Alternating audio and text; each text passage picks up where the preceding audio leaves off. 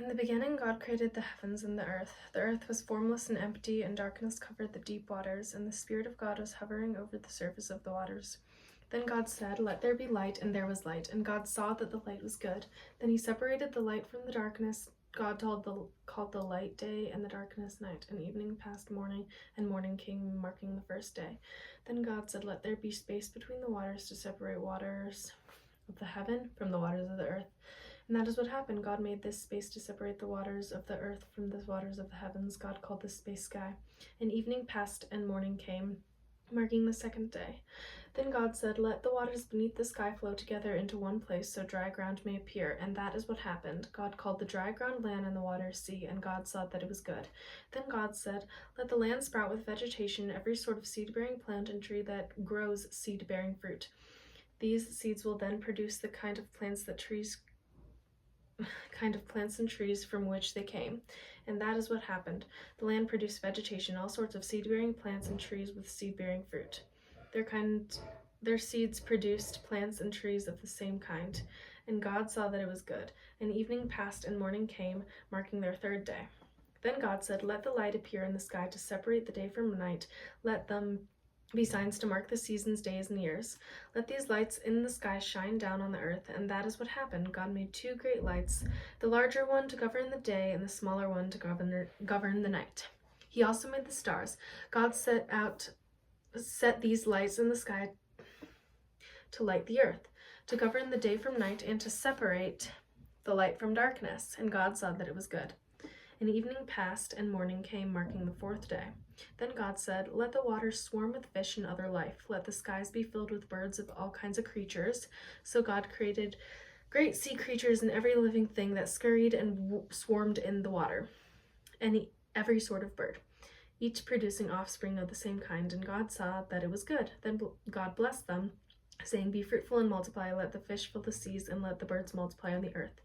And evening passed and morning came, marking the fifth day.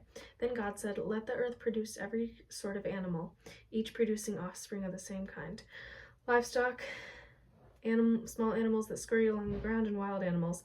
And that is what happened. God made all sorts of wild animals, livestock, and small animals, each able to produce offspring of the same kind, and God saw that it was good. Then God said, "Let us make human beings in our image to be like us. They will reign over the fish in the sea, the birds in the sky, the livestock, all the wild animals on the earth, and the small animals that scurry along the ground." So God created human beings in his own image. In the image of God he created them, male and female he created them. Then God blessed them and said, "Be fruitful and multiply, fill the earth and govern it. Reign over the fish in the sea, the birds in the sky, and the animals that scurry along the grounds." Then God said, "Look, I have given you every seed-bearing plant through the earth and all the fruit trees for your food. And I have given every green plant as food for all the wild animals, the birds in the sky, and the small animals that scurry along the ground, everything that has life." And that is what happened. Then God looked over what he had made, and he saw that it was very good. And the evening passed and morning came, marking the sixth day. So the creation of the heavens and the earth and everything in them was completed. On the seventh day, God had finished his work of creation, so he rested from all his work. And God blessed the seventh day and declared it holy, because it was the day where he rested from all his work of creation. This is the account of creation of heavens and the earth. The man and woman in Eden.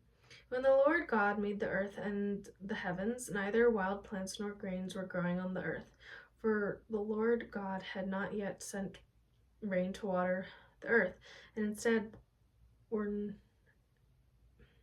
there were no people to cultivate the soil. Instead, springs came up from the grounds and watered all the land.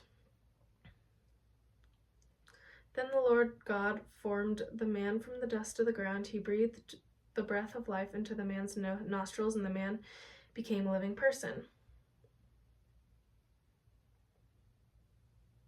Then the Lord God planted a garden in Eden in the east, and there he placed the man he had made. The Lord God made all sorts of trees grow up from the ground, trees that were beautiful and that produced delicious fruit. In the middle of the garden he placed the tree of life and the tree of knowledge of good and evil.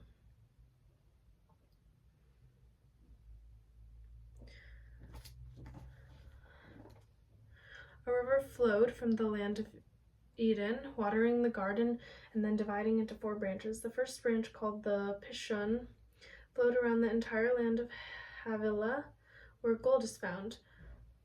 The gold the land is exceptionally pure. Aromatic resin and onyx stone are also found there. The second branch, called the Gihon, flowed around the entire land of Cush. The third branch, called the Tigris, flowed east of the land Ashur. The fourth branch is called Euphrates.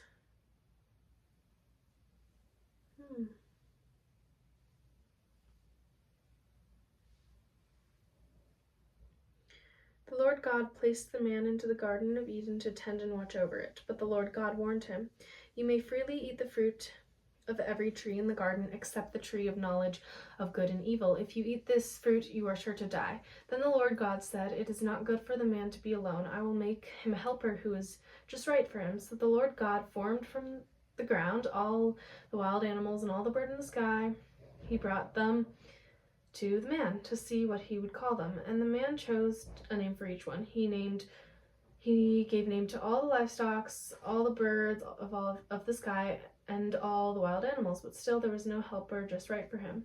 So the Lord God caused the man to fall into a deep sleep. While the man slept, God took out one of the man's ribs and closed up the opening.